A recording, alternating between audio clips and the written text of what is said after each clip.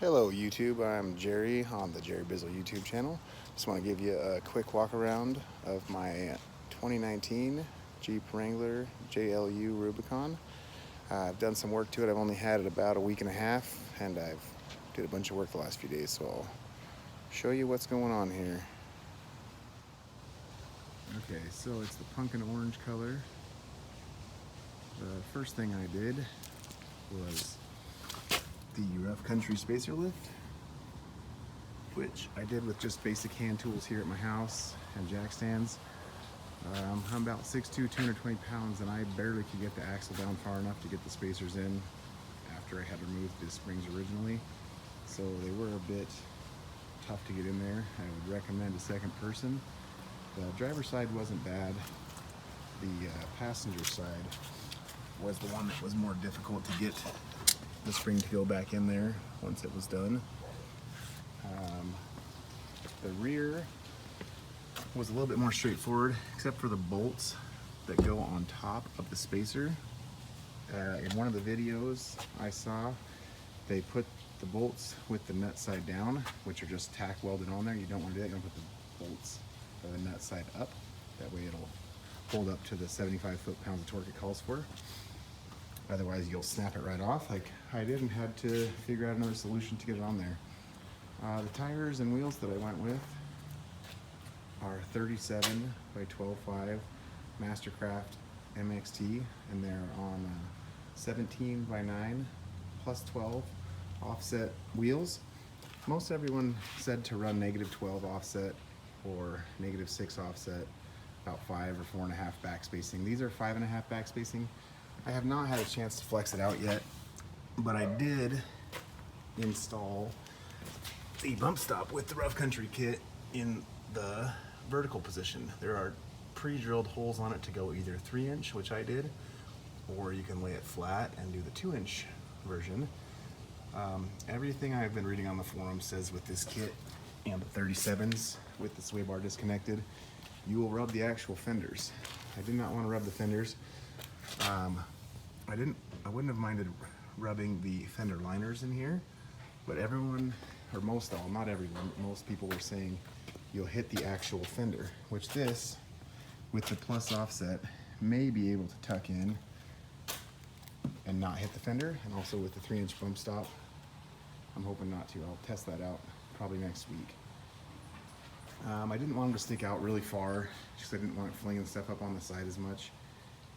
And it has achieved that. It just depends on how it'll do when I'm flexed out off-roading. I'll try that out.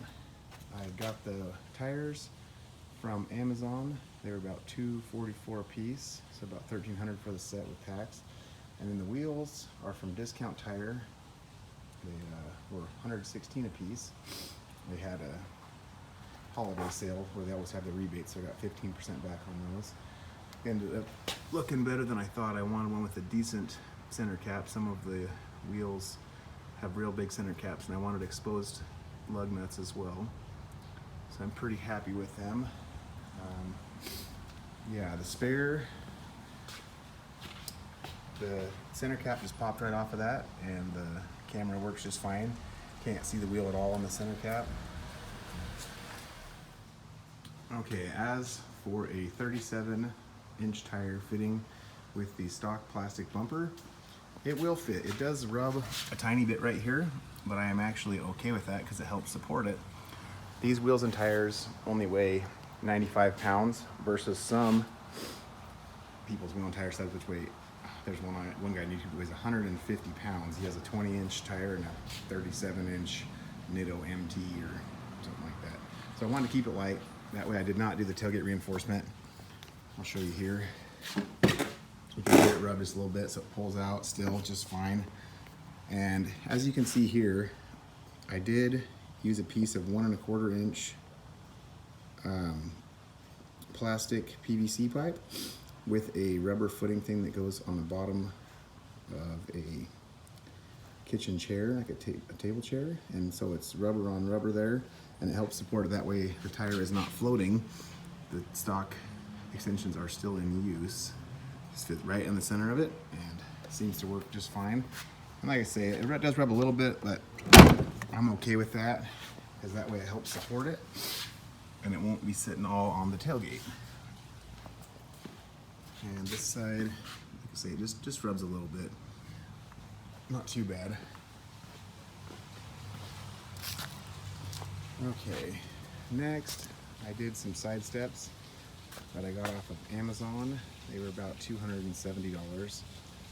It does have the use of the body mount bolts here, which the front one, if you've read on any of the forums, is a bit notorious for breaking. I was very scared and worried that it would break as well. And this one on the passenger side even started creaking and making noises, and I went back and forth with a large breaker bar and a short extension so it wouldn't have any sideways force on it. That's what people say, is if you get any sideways force on them, that's when they snap more frequently.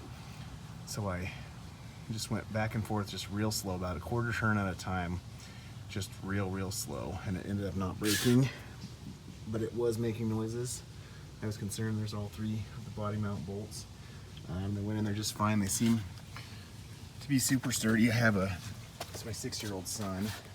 I needed the steps after the lift and tires. It is about 4 inches taller than stock, so he needs it, and he still has a little bit of a rough time getting in, but does just fine.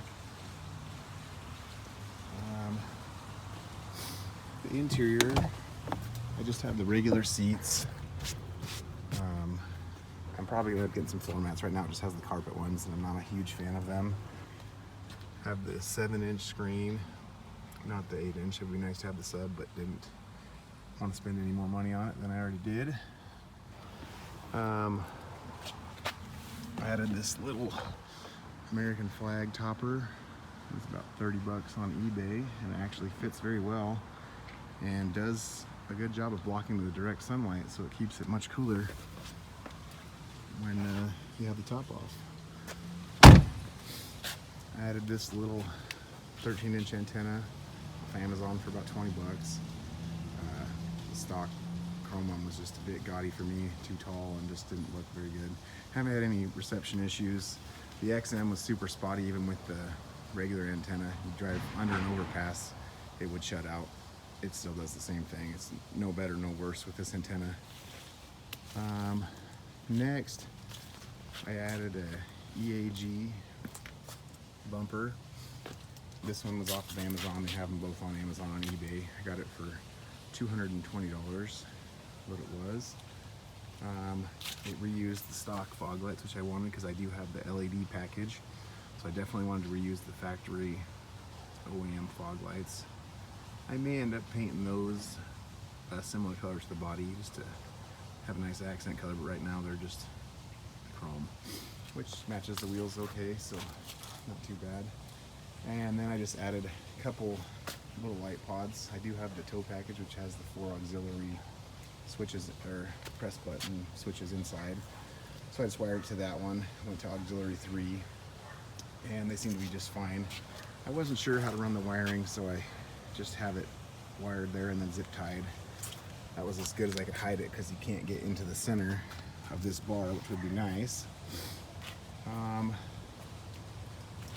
Yeah, that is about what I've done so far.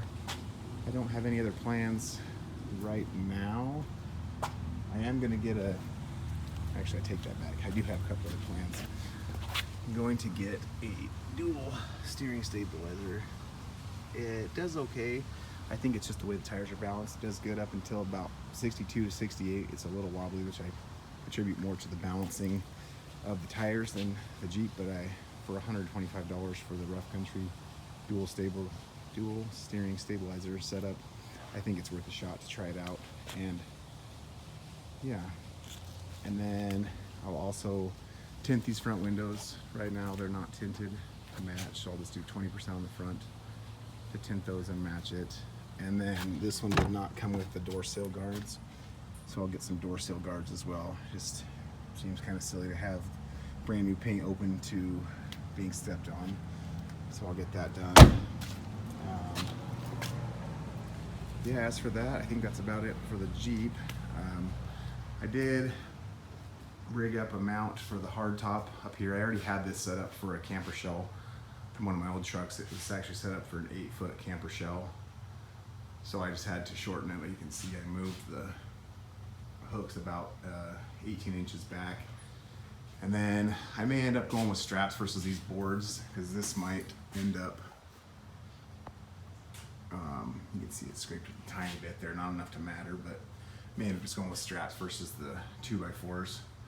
And I just took it up with straps. I just used straps to hook to there and pull them up, and then just use these chains to mount them. And I did it as a one-man job.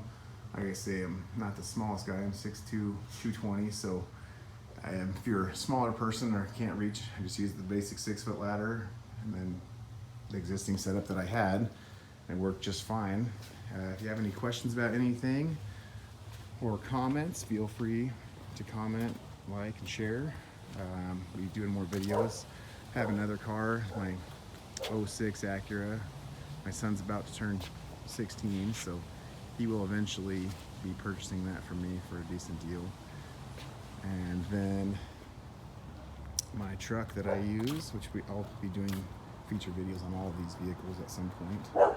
I have an 02 F350. It is a V10. It's lifted with some 35s on 16s. And then I'll also highlight the camper. It's a Coleman 2017 262 BH model.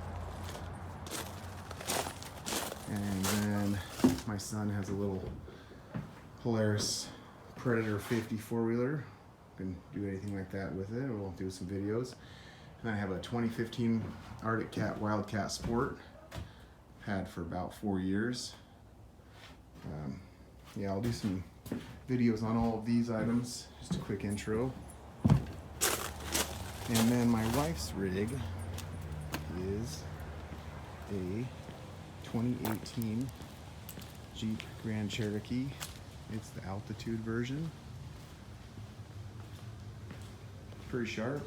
Has the same 3.6 and 8-speed as the Wrangler. And like I say, feel free to ask any questions about any of the vehicles, and I'll be doing some feature videos on the other rigs in the fleet here shortly. Hope you all have a great day. Thanks. Bye.